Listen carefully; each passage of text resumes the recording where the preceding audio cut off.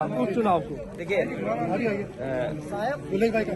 उत्तर प्रदेश का चुनाव आप सबने देखा और ऐसा चुनाव किसी ने नहीं देखा होगा जो चुनाव हुआ। और अगर हम सच बोलें तो वो चुनाव नहीं था। जो लोग वोट से लूट से चुनाव जीतना चाहते थे, कोई उम्मीद नहीं कर सकता था कि इतना फोर्स लगाया जाएगा। और फोर्स जो दिख रहा था वो तो था ही था, लेकिन प्राइवेट ड्रेस में बड़े पैमाने पर फोर्स लगाया गया।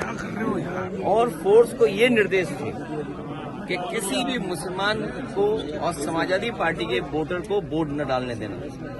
अगर आप ब्रीफिंग ये करोगे, अगर चुनाव में जो फोर्स जा रही है उस फोर्स को अगर आप ब्रीफ ये करोगे कि आपको मुस्लिम और जो समाजवादी पार्टी का पिछड़ा, दलित, आदिवासी, अल्पसंख्यक आदि आबादी के लोग हैं, महिलाएं, उनको वोट नहीं डालने देंगे।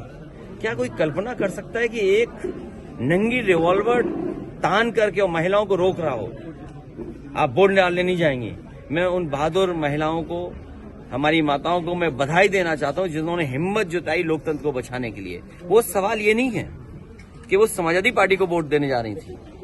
सबसे बड़ी बात बहादुरी की, उनके साहस की ये है कि इस लोकतंत्र में जो बाबा साहब भीमराव अम्बेडकर जी ने अधिकार दिया हमें एक वोट डालने का, वो वोट डालने जाना चाहती थी लेकिन पुलिस ने रोक दिया उन्हें। जो वर्दी पहनते हैं वो वर्दी इसलिए नहीं होती कि आपको वोट नहीं डालने देना है, आपको वोट की रक्षा करनी है।